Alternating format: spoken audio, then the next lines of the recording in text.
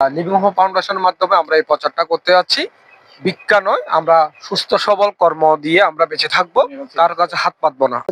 কুলো করে বিছানা নিতে হয়, কুলো করে বাথরুমে নিতে হয়। ভুল চিকিৎসা হয়েছিল। ভুল চিকিৎসার কারণে কিন্তু আজ পর্যন্ত উনি কারো থেকে একটা এক টাকার নোটও চেয়ে নেয়নি। না, আসলে আমি ওনার সাথে কথা বলে চমকে উঠলাম হঠাৎ করে। আমাদের সমাজে দেখি ওনার পাটা একটু দেখেন, একটু লুঙ্গিটা তুলুন কষ্ট করে, দেখুন ওনার পায়ের অবস্থা দেখুন। একটু লুঙ্গিটা একটু তুলে। আমাদের সমাজে দেখি যে আমরা এই যে বিভিন্ন জায়গায় দেখি মানুষ কিন্তু সুস্থ সবল, তাও দেখি যে ও মানুষের ধারে ধারে ঘুরে তারপর মানুষ থেকে টাকা পয়সা তোলে।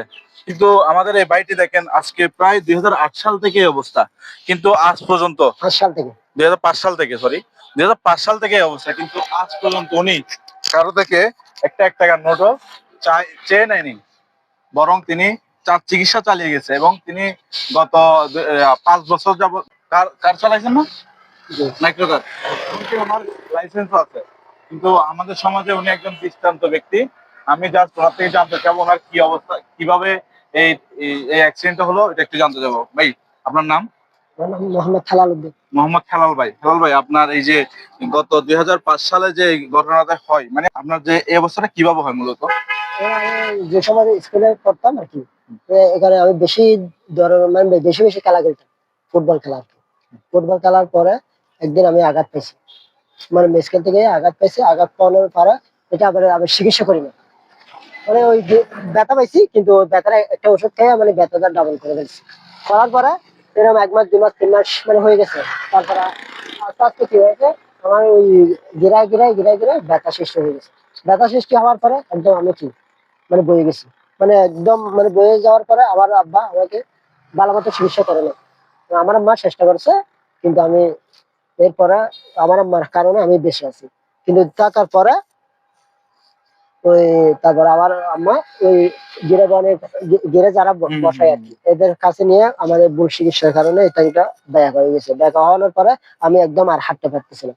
হাঁটতে মানে আমাকে কুলো করে বিছানা নিতে হয়, কুলো করে বাথরুমে নিতে হয়। মানে ওই 2005 সালের কথা বলতেছি।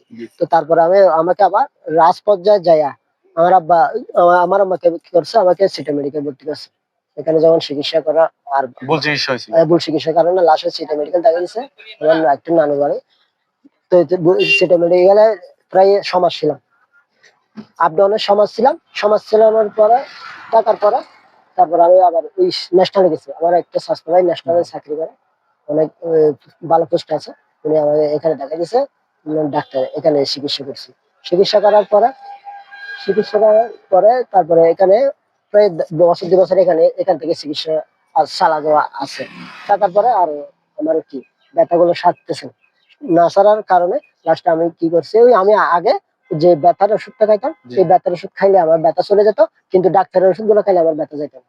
মানে আমি তারপরে আর ওই ডাক্তারের ওষুধ গুলো বন্ধ করে দিয়ে তারপরে আমাকে আবার ওই লড়ি ধরে ধরে প্রায় 5 বছর হাঁটছি।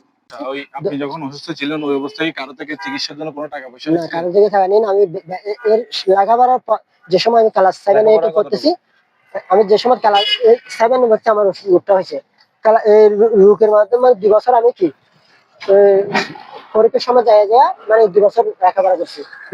লেখাপড়া করার পর আবার এই ফাঁকে আমি ফলফুল বিক্রি করি। আমার বই ওয়াবদার ছিল, ওয়াবদারে আমি মানে আপনি কষ্ট করছেন কিন্তু কারো হাতে ভিক্ষা বা কোনো কিছু খোঁজা নিচ্ছে। এর অবস্থায় কি আমি আবার ব্যর্থ থাকবো, আমি সাইকেল চালাতে পারতাম। মানে এই অবস্থায় আপনি সাইকেল চালাইতেন? এখন তো প্রায় হাঁটতে হয়, কিন্তু আমি সাইকেলে উঠলে আমি সাইকেল চালাই যাই আবার ব্যবসা করতাম, আবার রাত্রে এসে পড়তাম, আবার ওই পরীক্ষার সময় যাই আবার কি ওই পরীক্ষা দিতাম। তারপরে আরেকটা ডাক্তারে বলছে মানে নবী নাকি শাদী করলে মানে এই ব্যাপারটা সারি যাবে। নাম কি বলছেন? হেলাল উদ্দিন মাহমুদ। সুপ্রিয় দর্শক, দেশ বিদেশে যারা দেখতেছেন আপনারা, হেলাল উদ্দিন আমার হেলাল উদ্দিন ভাইকে দেখেন, উনি আসলে দীর্ঘ অনেক দিন ধরে অসুস্থতার কারণে তিনি আসলে খুব ভুক্তভোগী। Chattogram medical college, national hospital এবং গ্রামে চিকিৎসাধীনের কারণে উনি খুব ভুক্তভোগী। উনি জীবন যুদ্ধে এতটা অসুস্থতার কারণে উনি কারো কাছে হাত পাতেন এবং ভিক্ষা বুঝে নেই। উনি নিজের জীবন এবং তার পরিবার চালিকার জন্য নিজে কষ্ট করে গেছেন। আসলে আমাদের দেশে এবং গ্রামে শহরে বিভিন্ন অঞ্চলে দেখি সুস্থ সবল থাকা অবস্থায় আমরা ভিক্ষা করি, হাত দুটো আমরা বিভিন্ন জায়গায় হাত বাড়িয়ে দিই, বিভিন্ন ছলনা করি। আর এখন বর্তমানে মানে আমাদের ভিক্ষাটা একটা ফ্যাশন হয়ে গেছে। আমি আপনার আমরা আপনার হেলাল ভাইকে দেখে আসলে আমরা যারা সমাজে ভিক্ষা করি সুস্থ সবল অবস্থায় তাদের শিক্ষা নেওয়া উচিত। আসলে উনি যে পরিশ্রম করে সংসার এবং চালিকা টানতেছে এবং ছেলে মেয়ে ও তার পরিবার পরিজনে বেঁচে থাকার তাগিদে এই সকাল থেকে রাত পর্যন্ত কঠোর পরিশ্রম করতেছে, তাকে আমরা হাজারো স্যালুট জানাই। আর উনি আসলে দেখেন কঠোর পরিশ্রমের মাধ্যমে নিজের চালিকার জন্য নিজে সিএনজি চালিয়ে এখন পরিবার চালাচ্ছেন। আমরা ওনার থেকে শিক্ষা নেওয়া উচিত। আসলে ভিক্ষাবৃত্তি বাদ দিয়ে আমরা কর্মটা হওয়াটাই দরকার। লিভিং হোম ফাউন্ডেশনের মাধ্যমে আমরা এই প্রচারটা করতে যাচ্ছি। ভিক্ষা নয়, আমরা সুস্থ সবল কর্ম দিয়ে আমরা বেঁচে থাকবো, কারো কাছে হাত পাতবো না। আসসালামু আলাইকুম।